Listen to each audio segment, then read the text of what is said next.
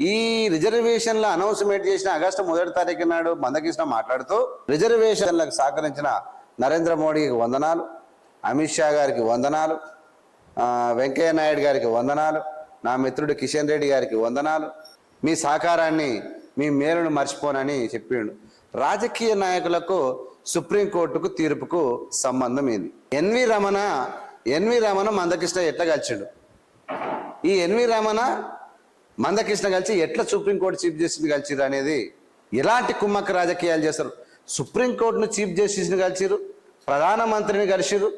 అయ్యా 1% మాకు వస్తుంది కదా, 15% ఉంది కదా, 30%, ఒక 25% చేస్తే మాకు వస్తాయి 20%లకి వెళ్ళి. పాపం వాళ్ళు కూడా మాతో పాటు పేదలే, వాళ్ళు పెద్ద ఎవడో కొంతమంది ఉన్నారు, వాళ్ళు కూడా పేదలే, వాళ్ళకు వస్తాయి మాకు కూడా వస్తాయి అని చెప్పి 1% పెంచమని అడగలే. ఎందుకంటే వాళ్ళు మాట్లాడుకున్న ఒప్పందంలో అది లేదు. వాళ్ళకు కావాల్సింది మీతోటి యుద్ధం, కానీ మాలలో కేంద్రం మీద యుద్ధం చేస్తామంటా ఉన్నారు. ఖచ్చితంగా కేంద్ర ప్రభుత్వం మీద యుద్ధం చేస్తామంటున్నారు తప్ప నీ పక్కోనితో యుద్ధం చేస్తాం అనట్లేదు. మీరు 7%, 2% పేదలుంటే 10% ఇస్తే మేము 90% పేదలం ఉన్నాం, మాకు ఎంత శాతం ఇస్తామని అడుగుతూ ఉన్నారు మాలలిగా. మార్చండి, మీ పద్ధతులు బాగలేవు. మాదిగలు మందకృష్ణకు అందరూ సపోర్ట్ చేస్తురా? తెలంగాణలో ఎవడు చేస్తున్నాడు? సాధారణ ప్రజలు, అర్థం కాని ప్రజలు రిజర్వేషన్లతోని ఎప్పుడైతే 2001లో చంద్రబాబు నాయుడు చేసినప్పుడు లాభం పొందినని కూడా అప్పుడు చదువుకున్నారు వాళ్ళు. అప్పుడు పార్టిసిపేట్ చేసిన లాభం కాదు, అది నష్టం కాదు, అది అనుకుంటారు అంతే. ఏమంటాడు మందకృష్ణ? ఈ టెక్నికల్ ఎక్కడ మాదిగలు కూడా ఎక్కడ గ్రేట్ అనుకుంటారు అంటే, నేను ఇంతకు మొదలు చెప్పిన 1976లో నిజమైనటువంటి దళితుల విద్యార్థులకు, బీసీ విద్యార్థులకు హాస్టల్లో అవకాశం కల్పించరు. ఇప్పుడు ఎందుకంటే అన్ని ఊర్లకు అప్పుడు చిన్న చిన్న గ్రామాలు, బస్సులు లేవు, అప్పుడు మోటార్ వెహికల్స్ లేవు, బస్సులే లేవు. నేను చూస్తుంటే ఆర్టీసీ లేదు కాబట్టి బస్సులే లేవు. కాబట్టి ఎట్లా పోవాలనో అర్థం కాక చదువు చాలామంది స్కూల్కి ఎట్లా పోవాలనో తెలియక మండలానికి ఒకటి ఉండేది, మండలానికి 1-2 స్కూళ్ళు ఉండేవి. ఆడికి పోవాలంటే ఒక 10 కిలోమీటర్లు, 15 కిలోమీటర్ల దూరం.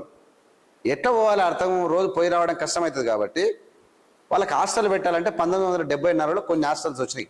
74లో హాస్టల్ వచ్చినప్పుడు పిల్లలు జాయిన్ అవుతారు కదా 1వ తరగతిలో. వాడు ప్రయోజకుడు అయ్యే వరకు ఎప్పుడైతే 1974లో హాస్టల్ వస్తే 1984, 85 ఆ ప్రాంతం అవుతుంది. 84లో గురుకులాలు వచ్చినాయి. 1984లో గురుకులాలు వస్తే గురుకులాలు చదివిన పిల్లడు ప్రయోజకుడై ఉద్యోగానికి వచ్చే వరకు ఎప్పుడు 84, 15 ఎప్పుడైతే 1995, 2000 వస్తుంది. ఆ 2000 సంవత్సరం వచ్చే వరకు మాలలలో ఇటు మాదిగలలో ఫుల్ ప్లెడ్జ్గా చదువుకున్న వాళ్ళు వచ్చేసారు. అప్పుడు ఎప్పుడు 1990 నుంచి మొదలైంది చదువుకున్నారు. మొదలై 1900 అప్పటికి నాలెడ్జ్ సబ్జెక్టు తక్కువ మందికే, కానీ 95 తర్వాత అందరు చదువుకున్న వాళ్ళు వచ్చారు, వేసిన ఉద్యోగాలు కొట్టిపడేసారు. వీళ్ళేమనుకుంటారు, మేము రిజర్వేషన్లు చంద్రబాబు నాయుడు రిజర్వేషన్లు పెంచడం వల్ల వచ్చినాయని అనుకుంటారు. ఇది పిచ్చి పని. అంతకు మొదలు ఉన్న 15% రిజర్వేషన్లకు చదువుకున్న వాళ్ళు లేరు అంటున్నా.